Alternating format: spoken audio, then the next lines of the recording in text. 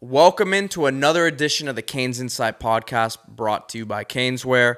I'm your host, Peter Ariz, alongside D Money.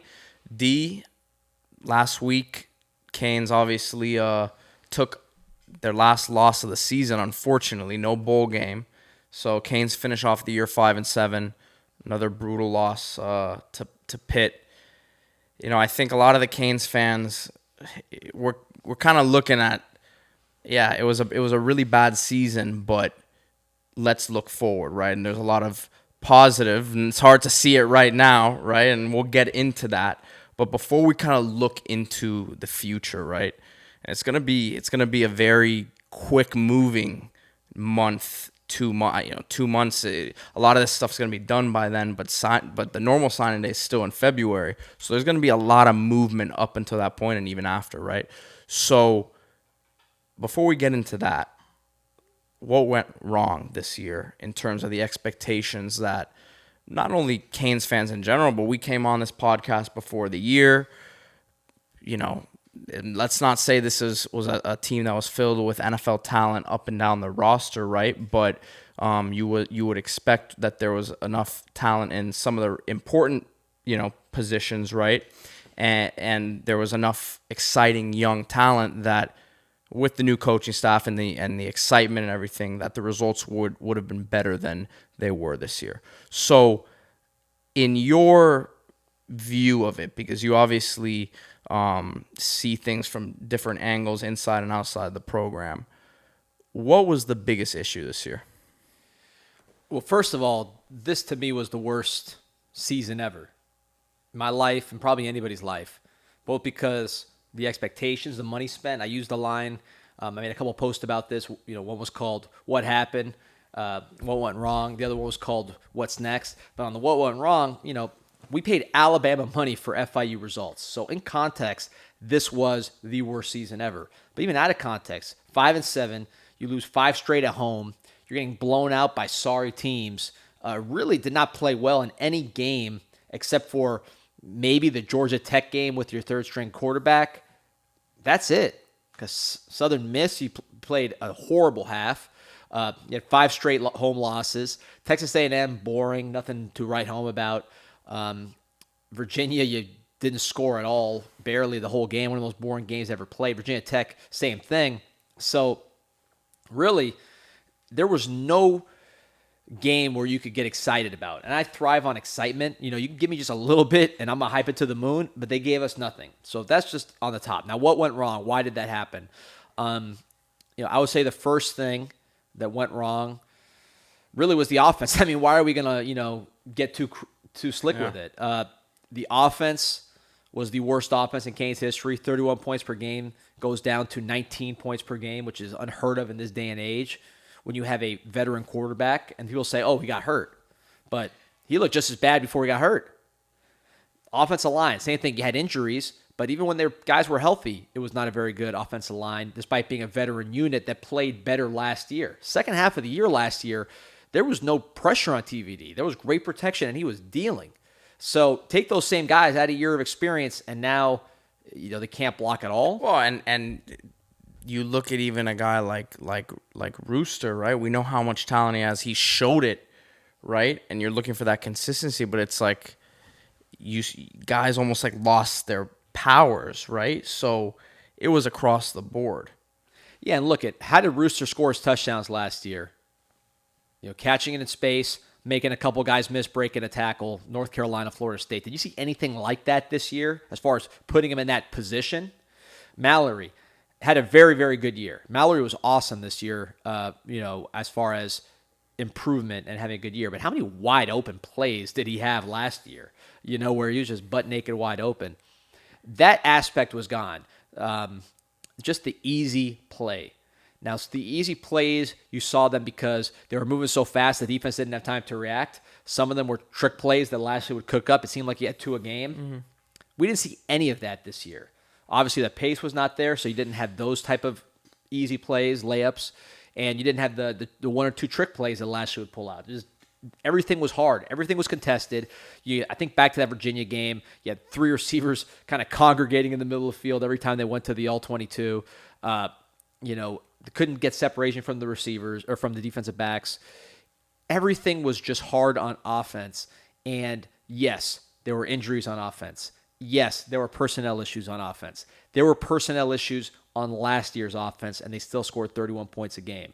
So there's really no excuse for what we saw on offense. So there's a lot that went wrong, but that's the number one tone-setting problem with this team is the terrible offensive performance. Well, and I said it multiple times all year, too. It's like you were looking for that shining light, right? That you could at least say, well, who knows who the coaches are going to be next season, but we have these guys to really, write home about, and we have a good foundation there. I still think there are some pieces there, right? I don't want to just completely, be down on everyone in there. I still believe there are pieces in there, but it's going to take a lot to kind of rub some of the dirt off of some of the guys in there in a sense. Yeah, you got to rebuild guys. TVD was the most confident player in the ACC coming into the season. Watching his highlights before the season from last year, it's like, man, the throws this guy is making. So again, it's not like the talent he lost it overnight, right? So it's just like it was a consistent theme with multiple guys. So that's where it's like this is where the Canes fans are excited, I think, in a sense. Obviously still disappointed and going to be down on the year for a while, but okay, let's move forward and see what the moves are going to be. Yeah, and there's a lot to be done. A lot of work to do. It's like Cristobal goes on the interviews every week and says there's a lot of work to do. There is a lot of work to do. First, you talk about confidence. I'd add morale to that. This team works extremely hard. You know it from having players that you represent that are on the team. I mean, would you agree that this team under Cristobal works unusually hard? Definitely. And I think that was that which we talked about a month ago, maybe month plus, how it was probably grinding them down to a certain extent, right? And listen, that's Mario's style, right? And that's part of his plan and toughening the culture up and weeding guys out, which we're already seeing, and it's going to continue to happen. But that probably didn't help the results on the field this year. Maybe a net positive in the long run, but short term, I don't think a lot of guys were ready for that. Yeah, and people are going to hear that and be like, wait a minute, it's football. This should be hard. It should be hard. But the problem is, when you have an extremely hard... I heard this from people who were going into practice too, who are in the league, saying, man, these are pretty brutal practices at this point of the season, right? So, again, this is his style, right? And he's not the only coach in the country who coaches that way, right? But that was part of his plan, I believe, right? To toughen the guys up and find the guys that were going to be built for it, 2-3 years down the road, and just weed out the ones who weren't made for it. And maybe that will be the positive that we take. But the team was not physical on the field this year, so that didn't translate. The injuries were unusual. That was something that happened in Oregon a lot. And, we were excited about the physicality because it was different. We thought we were going to see a more physical team. But when you see a less physical team or an equally soft team that's more injured, that's a problem. But really, when I say it was hard, now that being a bad thing, the reason is you're running this extremely demanding program, which is good, which is what everybody wants. That's what Alabama does. I mean, that's how you win. But then these players are saying, wait a minute, I was here last year. I know this offensive coordinator is not getting the job done because last year I was running wide open, and now I got some guy on my back. I didn't get less talented overnight. I know the credibility, there's lapses of it there. That's the exact word. A lack of credibility combined with an extremely intense program. That's how you get discontent. And I think this was a team that was not very happy. Coaching staff-wise, same thing. These coaches are run down to the bone in terms of recruiting. They get paid a lot, but very, very demanding style. And when things aren't working, that intense program just makes people angry. And I mean, you could see it if you went to any game. Pressure bust pipes. Yeah, but people were just miserable, man. People did not look happy. Look on the sideline anytime. I think it was the Georgia Tech game was the first time I saw smiles. Really, the only time I saw smiles the whole season. Strong was laughing about something after a turnover. The pick six from Cam Kitchens. That was like the only happy moment of the entire season I could think of. I mean, really, if you put a highlight reel together this season, what's going on in the highlight reel? What's the memorable moment? You're like, wow, even the bad seasons, you could think of a couple things that happened. Last year, I could think of a few things that were exciting and fun. I mean, it was tough football to watch. It was not visually pleasing, right? Because look, we're talking a lot about the offense, but the defensive breakdowns and communication, the missed tackling, right? And then you'd see these games where up front they were really strong, and then you'd see other games where they, it was not the same unit. So, the offense definitely gets, an F this season, but it's not like the defense gets an A grade here either. No, I mean, you talk about an F, I want to say 114th, in the 110s as far as pass efficiency defense, meaning yards per pass attempt. Every time they threw the ball, you add up that total yards. It takes into account completion percentage, how long those throws are, etc. That's talking to coaches and defensive coaches at the FBS level. They say that's a stat we look at for pass defense. Miami was in the 110s in that particular stat. You guys been talking to Lance Rofers before the show, man. Oh no, he's on some other stuff. He's got some stats I never even heard of. But that's pretty basic, right? Yeah. It's how many times you throw, how many yards you get total. You divide it. It's an easy stat, but very telling because it measures explosiveness. It measures, if you're not completing a lot of passes, it'll go down. It takes everything into account, right? 110s with guys that are going to play in the league. Tyreek Stevenson, I mean, he's going to play in the NFL. Cam Kitchens is an All-America. These other guys are 4-stars that have played a lot of football. So then you put that defensive backfield together. On paper, it should work. Then you add a front seven, really a front four, that is top 10 in the nation in sacks. So those two things suggest you're going to have a good pass defense. And it was one of the worst pass defenses in the country. That, to me, on the defensive side of the ball, that's the story. And it's about communication. It's about all those long plays that we saw that added up. And that's why Miami ranks so low. When you had Coach Banda, Coach Rumph, Manny Diaz, those three together on the same page, didn't have the resumes of a Steele, of an Adai. They didn't have that sort of resume. Banda, that everybody called him a waiter. Rumph was getting killed every day on the board. They were ranking top 10, top 25 in pass efficiency defense every year. All right. So, what changed? It wasn't the front four, because they had the front four, but it was the communication, the being on the same page. Tackling, another thing that was better under those defensive back coaches than we saw this year. Adai had a great defensive backfield at West Virginia and Georgia. It's not like he forgot how to coach. Kevin Steele's had a ton of great defenses, including his last one at Auburn. So it's not the people not knowing how to coach. It's the putting it together that was missing, and it showed in the stat line glaringly. And if you ask me the story of the defense, that's where I would start. So, looking forward, obviously we can't pinpoint one fix, right? This isn't just going to be, hey, need a new offensive coordinator, need some new position coaches, and it's not just going to be, let's go grab some guys in the portal and finish with a top 5 class. It's, what you just said right there is meshing everything together, putting it together. In this era of the portal and, how easy it is for guys to move, right?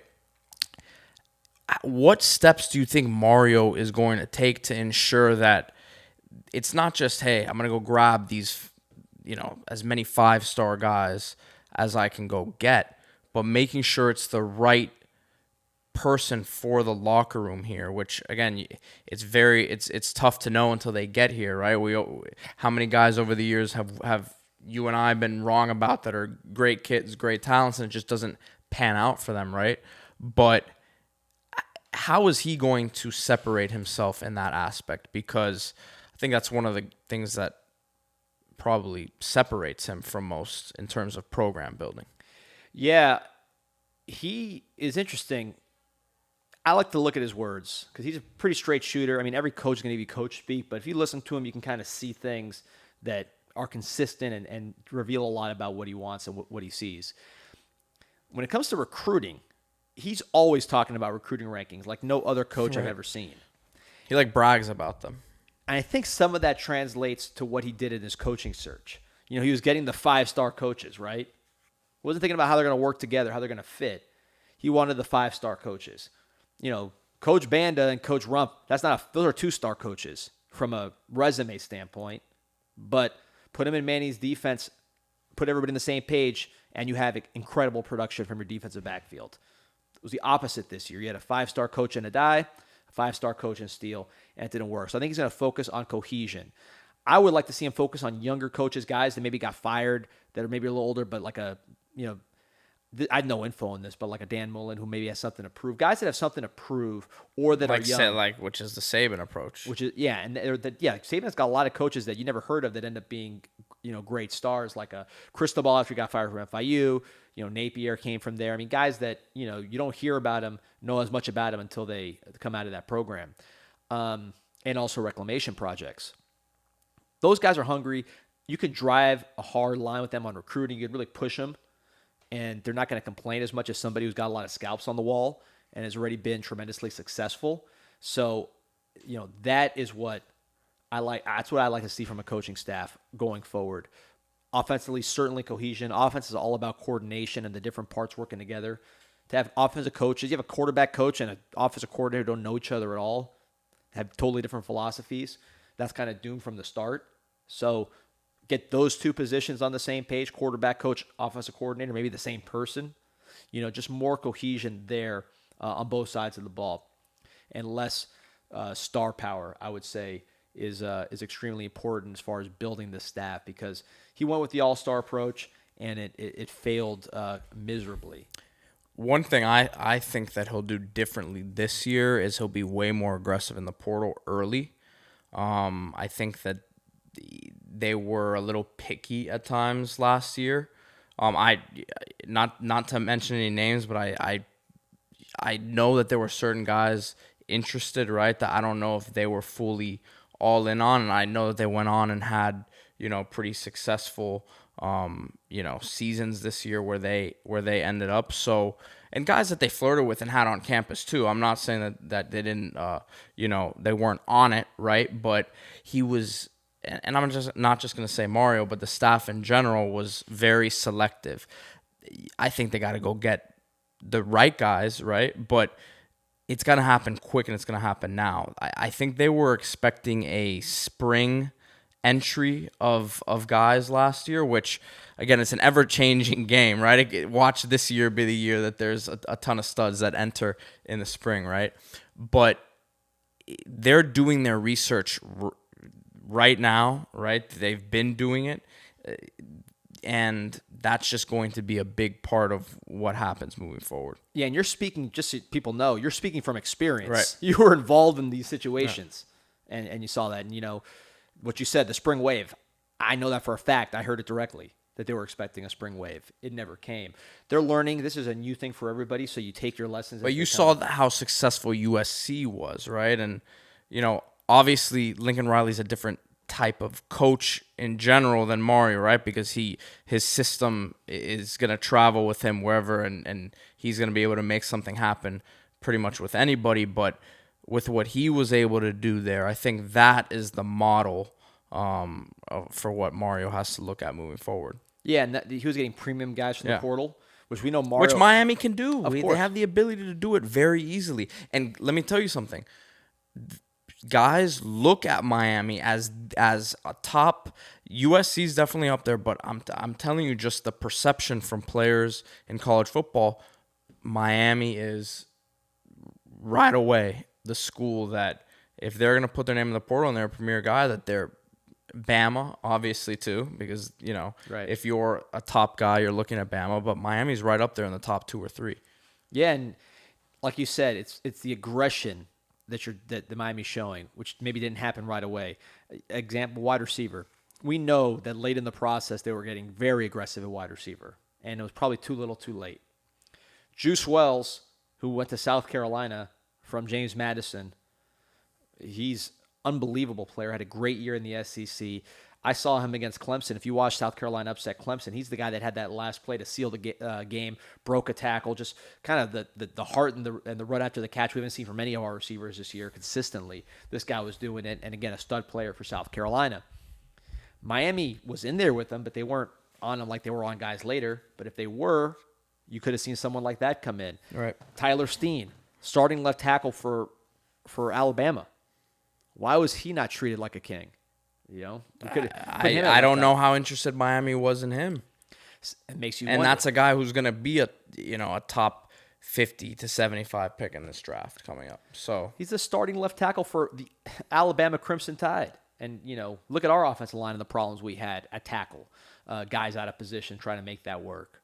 We had Mike McLaughlin at the end of the year really not ready to play at all just because we were so beat down. So those are lessons learned. And I mentioned, look at Mario's quotes. Mario said, I wish we took more guys from the portal. He said that flat out in an interview. So he knows it. Another thing he said, getting back to sort of the systems and the scheme stuff, because I know, every question we get about Gaddis and everything, I don't think he's back, whatever. I'm on the record there. If you listen to his interview with Sagaki and Bailey from this week after the Pittsburgh game, he said, it's all about evaluating what doesn't work. You have to do that every year. And he said, quote, and he said this like 3 times during the course of the interview, we have systems that maybe worked great at other places that didn't work great here. And we have to understand why they didn't work and try to evaluate that. I mean, what do you think he's talking about? I can't imagine. He's not There's talking not much reading between the lines. I mean, yeah, what could he be talking about? So I think Mario's less stubborn than maybe people think. Now, that doesn't mean that the offensive coordinator picks is going to make everybody happy. Mm-hmm. I could see him going with a guy like Arroyo, Marcus Arroyo, his offensive coordinator at Oregon. It wouldn't be my choice. I'd say that right off, and I don't have any info that he would be after Arroyo. That's not based on any information, but just being logical, they had really high-scoring offenses with Arroyo while he was there. He just got fired as a head coach. Maybe he says, all right, I want to recreate what I had when I won the Rose Bowl. Of course, he had Justin Herbert there, who some people thought underperformed. Yeah. So that's the whole story, but the numbers were great with Arroyo. So, I'm not saying the choice will make people happy, but running it back and saying we need better players and that's it, that is just not how the staff's looking at it based on every conversation I've had and based on what Mario said himself. From a recruiting perspective, I know you're gonna have the bank segment coming up, so we'll get into more details about specifics. But approach-wise, I mean, do you see any differences in what they're doing, or is it just gonna be big game hunting for the most part? That's what he does. It's gonna be big game hunting. I think approach-wise, no. I think that's one thing. More offensive linemen, as many as they can get. Well, look, you say what worked and what didn't work, right? Pretty much everything didn't work. I'll tell you what did work. The guys that Cristobal brought in looked the part. Inez Cooper looked like those Oregon guys. The best offensive line in the country, Inez Cooper would have fit right in there, with development. Jaleel Skinner has his ups and downs, but you watch him run around. That looks like how it's supposed to look. There's a reason why we stole him from Bama. Nigel Lee Kelly, Wesley Basaint. These guys look different. Colby Young, who was a Cristobal signee. They looked different. Matt McCoy, who didn't even play because he was banged up, they wanted to play him. But I was standing on the sideline. I was right behind the sideline for this last game. Different seats than I usually sit, but like right there. And look at some of these guys. McCoy is huge. Bigger than I remember from camp. So the body types have changed. And the early returns are good. Even in Jakari, he had some ups and downs throwing the ball in an offense that was really destined to fail. But you saw the size, you saw the twitch, you saw the toughness from him. So I think body type-wise, he's going to continue. Big game hunting in general, but also just size. The guys that are lower ranked in the class, your guys like a Tommy Kinsler, Frankie Tinalau, those guys are getting some buzz now. Oh, yeah. The ranking doesn't reflect what coaches think about them because they're getting big offers. But what I mean is the lower ranked guys are giant. Right. So, it's all about size with Cristobal and body types, length, and athleticism across the board. And I think that will continue because the guys that played looked the part and mostly played the part as far as the signees. It's December. Mario Cristobal is out there recruiting, trying to put some presents under the Canes fans' trees. But if you want to really make Canes fans happy on Christmas, Caneswear and Caneswear.com. They got everything you want in terms of apparel, hats, jerseys. They even have Christmas ornaments. Want to decorate your tree this weekend? Head down to Caneswear or order online at Caneswear.com. You get your stuff. Make the tree looking great. Canes, colors, all different kinds of things. Miami Dolphins gear. You want to support a winning program for this season. They got all those kind of jerseys. You're talking about hats, just unique items, pictures. I got a really cool picture of the Orange Bowl there. Just different kind of things that you can get at Caneswear. It's really a heaven for a South Florida sports fan. Inter Miami, if you're into the soccer, catching the soccer bug with the World Cup, they got that gear. You'll end up spending a lot, but you'll get a lot because the prices are very affordable, and you're just going to want to keep adding on because you're going to see stuff that you're not seeing anywhere else. Caneswear and Caneswear.com, the best in the business for South Florida sports. All right, D, we have some questions here from the site and from social media as usual. First one here from Tad Football. Gun to head, create your best possible staff from any coaches that have been here from the Randy Shannon era up to and including Mario's current tenure. Yes, I'm sick in the head. I love this question from Tad. I would start, and Pete, jump in here when you're. Yeah. I would say quarterback and offensive coordinator. I like Jed Fish there. What do you think? Yeah, with an assistant QB coach and recruiting coordinator of James Coley. There you go. You had to get some Cubans on there. We've had enough Cubans. We need one on there that actually we like. So running back coach, I'll probably say Tommy Robinson. The guy went. Oh, actually, you know what? Scratch that. Thomas Brown, who might be a future head coach. I would say Thomas Brown. Yeah. What do you think about that? Right? He's ascending quickly in the coaching world, in the NFL world, and people within the league speak very highly of him. He's going to be a head coach probably in this next cycle. Well, the Rams are having a tough year, so maybe not this next cycle, but he'll be up soon. Todd Hartley at tight end. What he's done at Georgia, what he did here. I mean, just stud after stud after stud. It's got to be him, right? Yeah, definitely. Wide receiver, I like George McDonald. I like him as a technician. Like what he did recruiting. Helped us get Braxton and some other guys. I think he was a good technician. Yeah, off the top of my head, he's probably the guy. People forget about him. I feel like, but he's gone on and done some good things at NC State and Syracuse as well. I think too. Yeah, offensive line for sure. Jeff Stoutland. Best offensive line coach in the NFL. He was great for us and gave us some monsters. And by the way, Stoutland's a guy all about body types on the offensive line. I mean, even the guys that didn't make it necessarily, like a Malcolm Bunch or Jermaine Johnson, those guys were huge. So I think you're going to see some of that. You look at the body types he has with the Eagles right now, and I know he's very involved in the guys that they draft over there too, which is rare. The position coaches in the NFL don't really get much of a say, but I know that they respect his opinion very, very heavily over there. Yeah, so he was awesome here, and I think Cristobal's doing some of that too with just the body types. We mentioned Tinalau, Kinsler, on top of the highly rated guys that we're getting on that side. Defensive line, I like Kuligowski, just what he did. You're saying shaking your head. What do you got there? Clint Hurt. Okay, so Clint Hurt went on to he's the defensive coordinator for the Seattle Seahawks. But he wasn't that good when he was here. I'm talking about how guys have gone on and developed in their careers too. Listen, maybe it was something here that was holding him back. I don't know. Yeah, I remember Calais Campbell went from the first pick of the draft to second rounder scrub year to year. I was the biggest Clint Hurt hater when he was here. But respect. That's what the guy's a pro. He's doing his thing now. He certainly did. I go cool though, just from what he did, turning a terrible defensive line, changing the mentality immediately. Definitely, there were rough times there on the D line when he came in and flipped it around. And we need some of that on with a lot of position groups. That shift in mindset, we need to see that. I think with multiple positions, linebacker. I don't know, who do you got at linebacker? That's a tricky one. Man. I mean, Manny Diaz. Listen. I think he said up until this current staff, I would probably take Charlie Strong.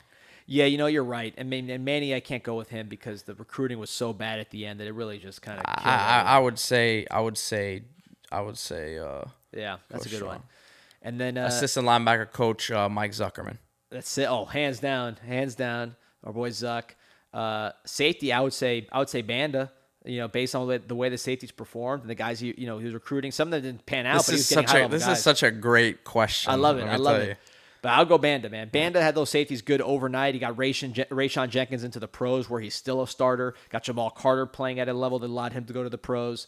Jaquan and Redwine were awesome with him. And there was a big drop-off when he left. When he left, you noticed a drop-off right away. So I would go with Banda. He got Cam Kitchens, too. Yeah. So, he got all these guys. I think he was the first guy to offer Cam Kitchens. I don't know if he brought him in. And then defensive back coach, got to go with the Crime Dog. Went to the NFL, been around everywhere, Wes McGriff. So, I got the special teams coach. Oh, give me. Panunzio. Oh, hands down. Joe Panunzio with the Eagles now. He was with Bama for a while, too. Shannon had a hell of a staff. The problem was the cohesion and the fact that he was not the best head coach. Maybe these are some of the problems we're seeing now. These are not bad individual coaches that we're dealing with. These are guys that have had great jobs and will have great jobs in the future, kind of like that Shannon staff. But great question, Tad Football, man. Got me thinking here. All right. God, there were some bad coaches those years too. All right, Pete. You asked me this one here because I don't know if you're allowed to answer it. With seemingly all of the attention on Gaddis, it feels like Steele has gotten a pass for many. Can we expect changes to the defense side of the staff? That's from Gables Canes. Yes, there will definitely be changes on the defensive side of the ball just because of the issues we've talked about with cohesion.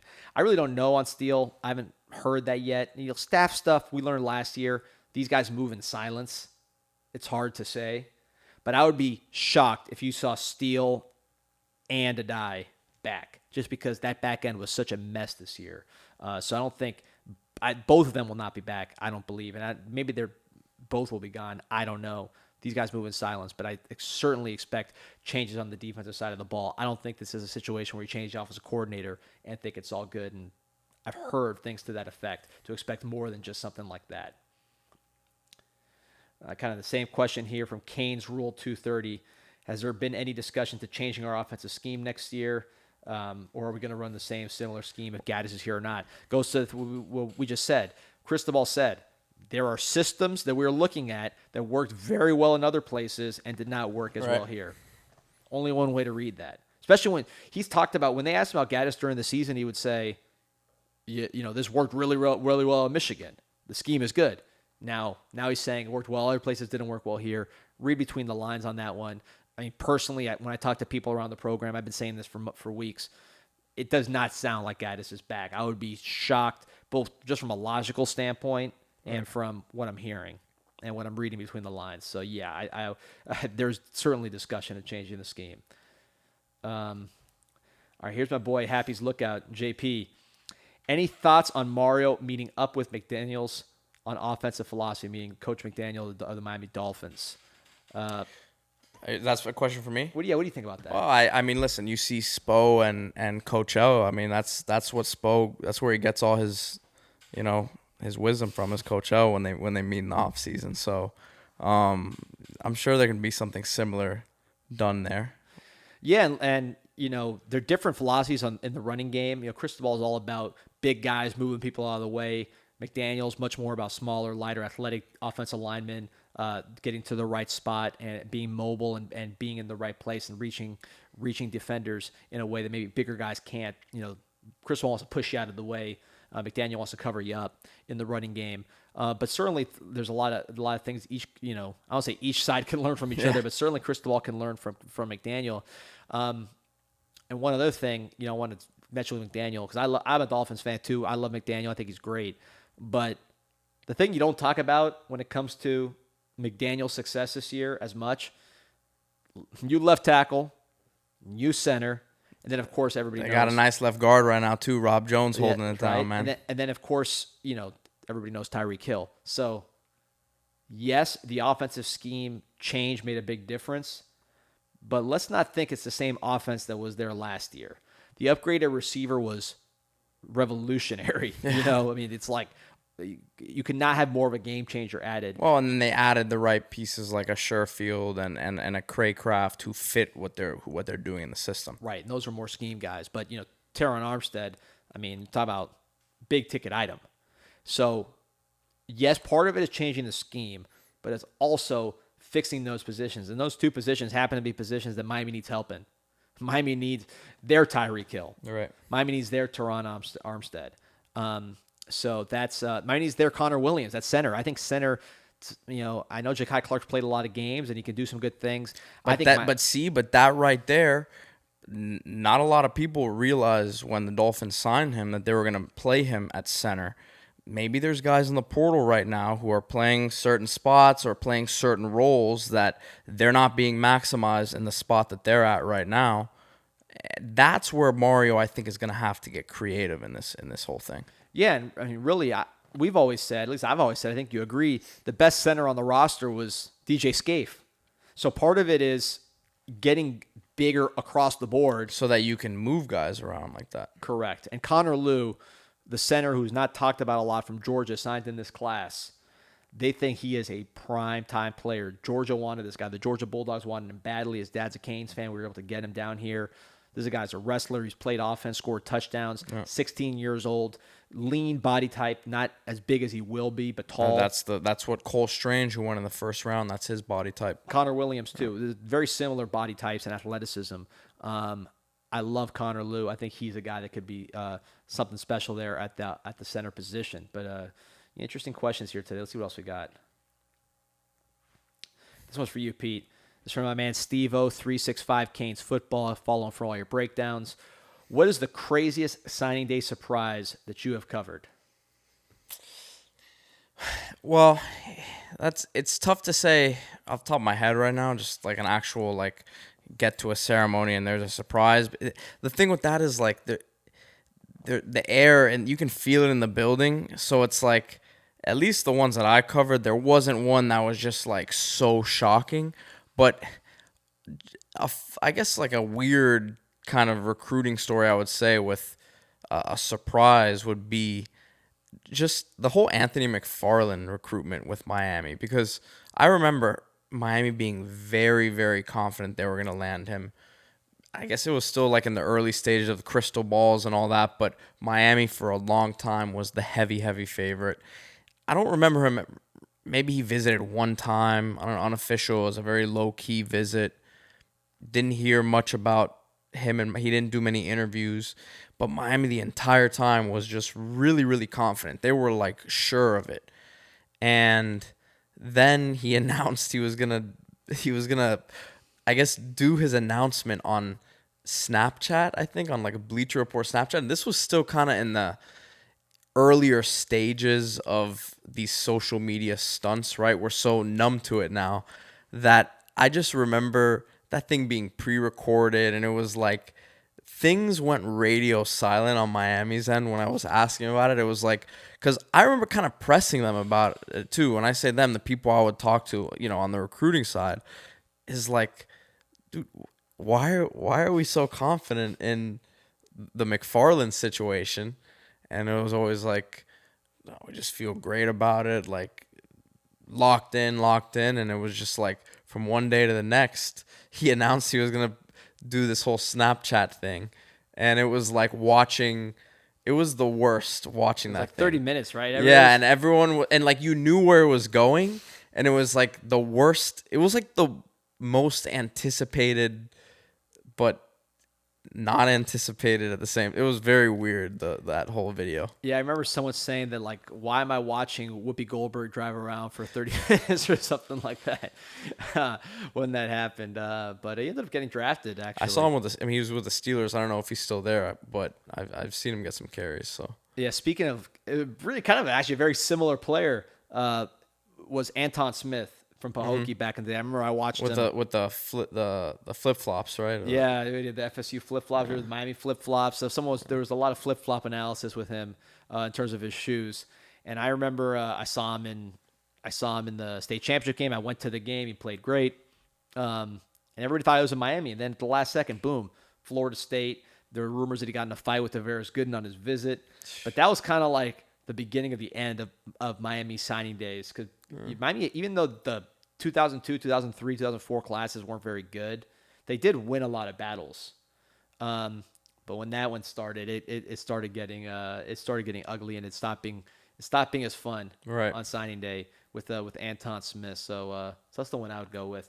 And the other question from Steve Oach is, do you think we could top at this signing period? I think, yeah, man. Again, Skinner, Citizen, those were guys that we didn't even have relationships with. You already saw with McLean. These guys will fight to the last minute, and part of their style, meaning Cristobal and the staff, is to wait in the weeds a little bit and then pounce. So I think you're going to see some of that on signing day because they think, really all that matters is who's the last one standing. So winning a week before doesn't help. Winning when they sign is what matters. Which is where Mario makes his mark. He's the most relentless guy there is on the trail, and that's where I expect him to win. Yes, sir. All right, what else we got here? All right, Twitter, the philosopher MF WF Senior wants to know, repping Bahamas, there seems to always be tension between Miami and South Florida high school. What are the locals saying about Mario after going 5-7? I mean, they're saying the same thing that we're saying. It's like people are like Chris Johnson was like, basically said the team was sorry this year. Ennis said the team's sorry. People were like, well, what are you saying? What do you hear in your tailgates and your sections? That's what they're hearing from their family. I mean, why are they divas for saying what everybody else sees and says? But that's what they're saying. I mean, listen, I will say that there's still more of a credibility with Mario as well than some of the other guys that came in, right? I mean, a lot of the South Florida kids had no idea who Al Golden was when he came in. Rick had some credibility, but we saw that there wasn't as much panic. It took a few years when things got really, really bad with Rick, right, for people to really start panicking, I believe.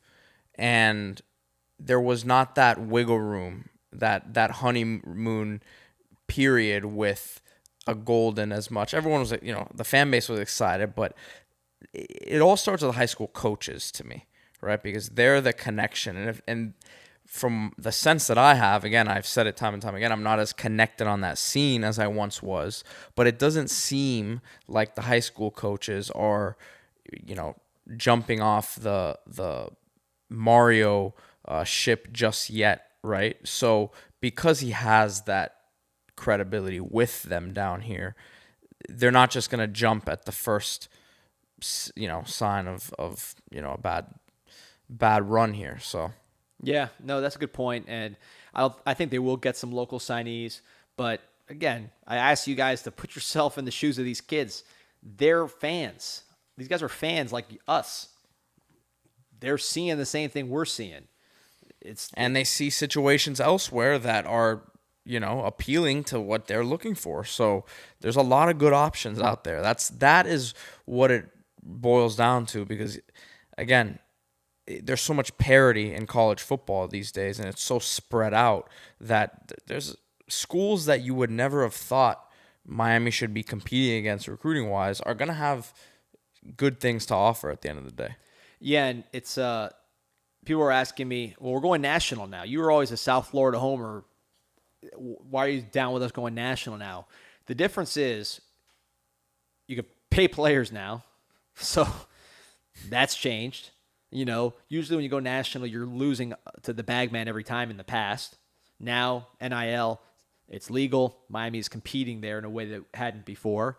And you have the best recruiter in the country in Cristobal. So you're now able to go after top guys as opposed to really the poor level of out-of-state player that Miami got through the last 15 years. Because as disappointing as some of the South Florida players were, the out-of-state players, you can look at the numbers, look at the signing classes, were way worse. Now you're able to get guys that are high level, and that changes the evaluation and how you allocate your resources. You got more to allocate.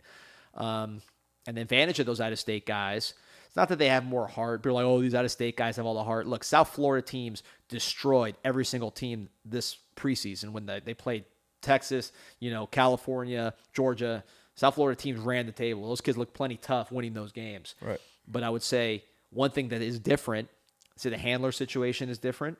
And I would say the national kids don't live and die with Miami every weekend with people bad mouthing them and stuff like that. They just say, okay, let's look at, I love my visit. I had fun. Coaches sound like they know what they're talking about. I'm in. They don't hear this and they don't see it as much. Right. So that makes them easier to recruit. Yeah. When you have the budget and you have a recruiter like Mario that's the best in the country. So all those things together allow us to recruit nationally, which Miami's best teams have had national profiles along with the local stuff.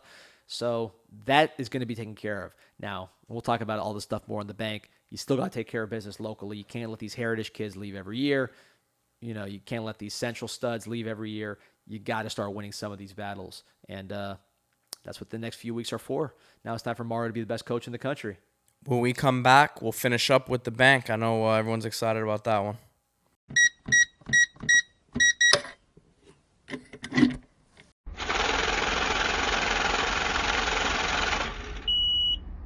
All right, we are about to take a trip to the bank, but if you're looking for some extra Christmas money, go to Underdog Fantasy, promo code CIS, or use the link on CanesInsight.com. You get a $100 match on your deposit and go right to playing games. All kinds of opportunities to win money, whether it's daily fantasy drafting, pick 'em, all kinds of options in every single sport, and they're all rolling right now, whether it's soccer, UFC, NFL, basketball. This is a really unique time with a lot of sports rolling and college football. So real quick, I will go into this week's D-Money picks. I got James Cook over 15.5 rushing yards. I think he's starting to bust through. Garrett Wilson over 53.5 receiving yards. He's got a quarterback now that can actually get him the ball. Supreme talent. And Trevor Lawrence, another great talent. I like him over 260.5 passing yards against the Detroit Lions. I think he really turned the corner in his talent. You can roll with my picks. You can go against me. Hit 3 in a row, and you get 6 times the money you put in. Put the $100 free match on the line. Make 3 picks in a row. Hit mine. You're talking about $600. So a lot of opportunities on Underdog Fantasy. Really easy to use. Great app. Sign up with promo code CIS or on the CanesInsight.com link. All right.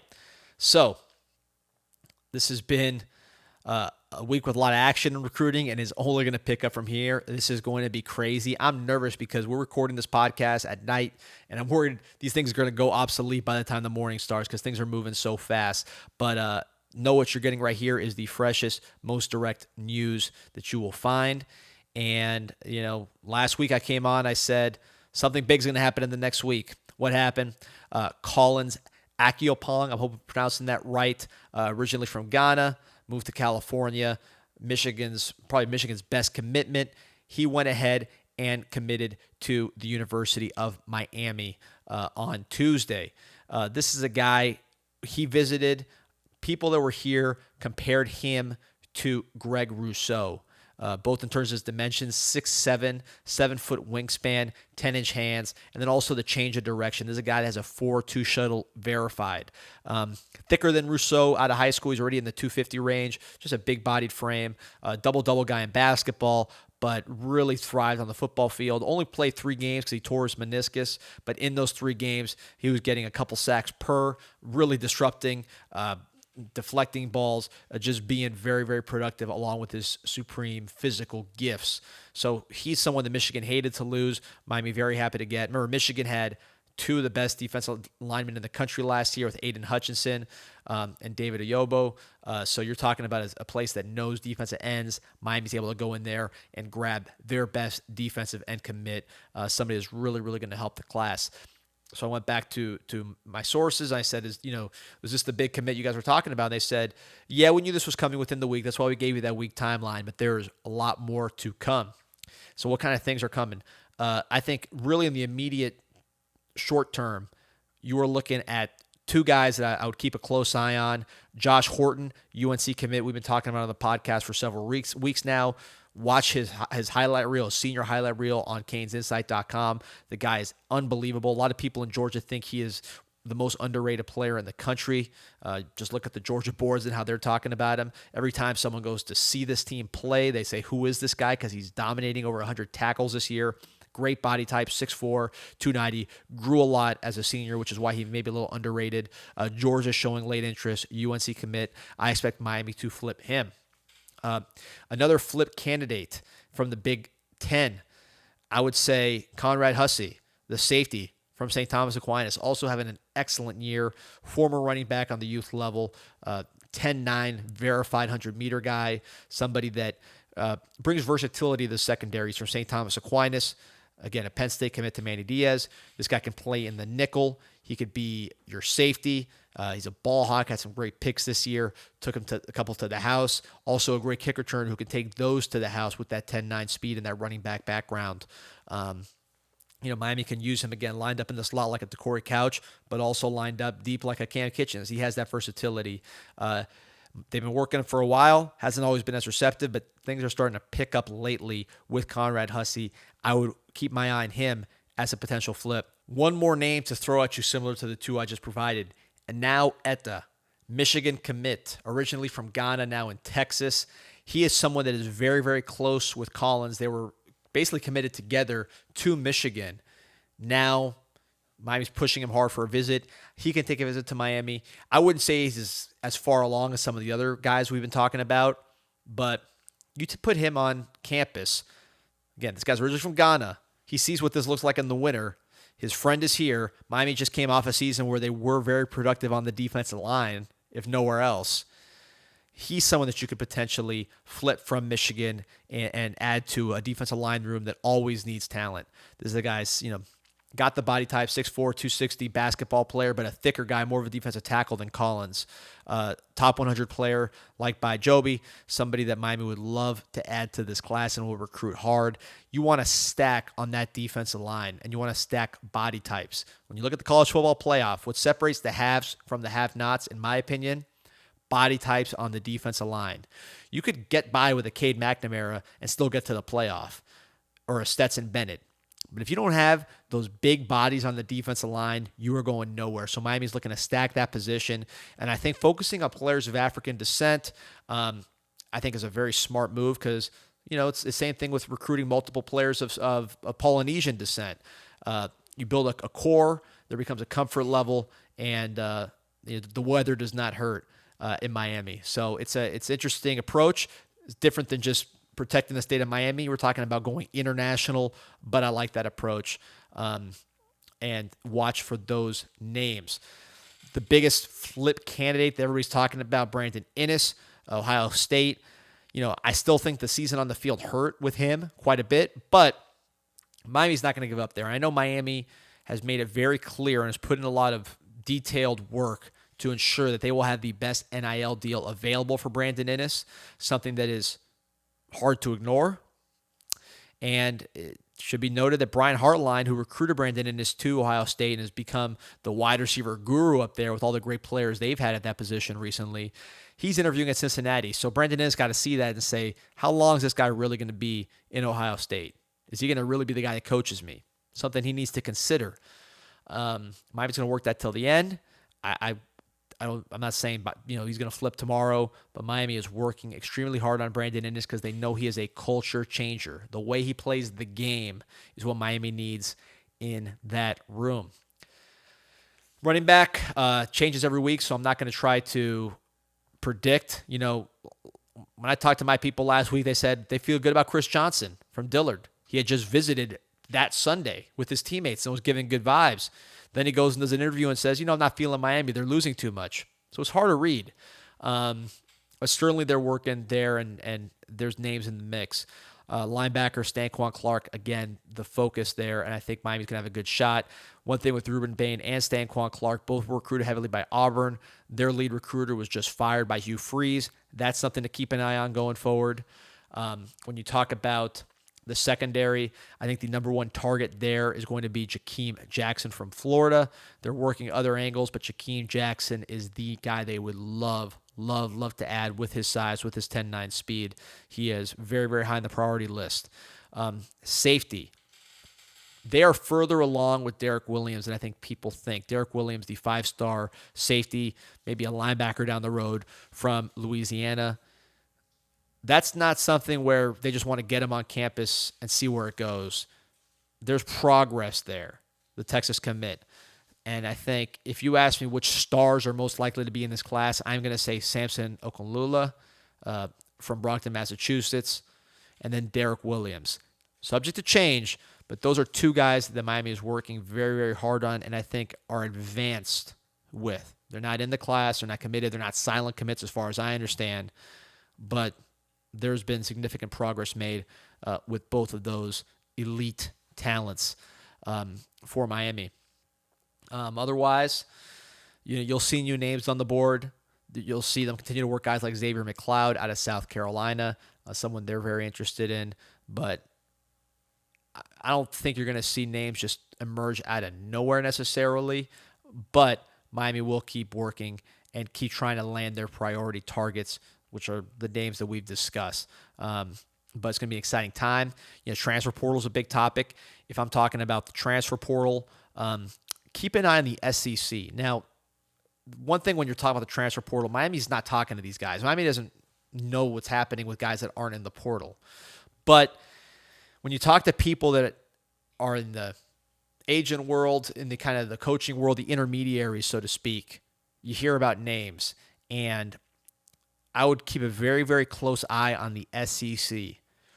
Could premier offensive players from the SEC jump in the portal? If they do, Miami's going to be very interested. Beyond that, it's a buyer's market for wide receivers, which Miami needs. A lot of big names in the portal. Dominic Lovett from Missouri. I know Miami would love to add him. But keep an eye on the SEC in general. I think that's where I would watch when it comes to the transfer portal going forward. One thing to keep in mind with the transfer portal, nobody's job is safe. They're going for primetime players at every position, and they're going to stop at nothing to improve the talent level of this team. I wouldn't consider anybody a lock as a starter coming back next year. Positions I'd expect a player, running back, 2 wide receivers, offensive line. That class is going to have a big impact on who they take in the portal, but that could be something. Definitely linebacker. They like to add a big-time all-conference type talent at linebacker. Some have already reached out to intermediaries who could be very, very interesting to Canes fans and names that you have not seen on the message board. Probably 1 safety and 1 corner, but these are things that are subject to change. Overall, I continue to expect 35 newcomers. That would be my number when you add up all the transfers and all the commits. And how many are from each category will depend on who becomes available and who's interested in Miami. But it's going to be an exciting month. Stay tuned on CanesInSight. Refresh. We're on social media, canes.insight at Instagram. Go ahead and follow us there. Twitter, CanesInSight. TikTok, CanesInSight. Facebook. Follow us, man. You're going to get content coming from all angles, everywhere you look from CanesInSight, and then like and subscribe to this YouTube show. All right. For Pete, the whole team, go Canes.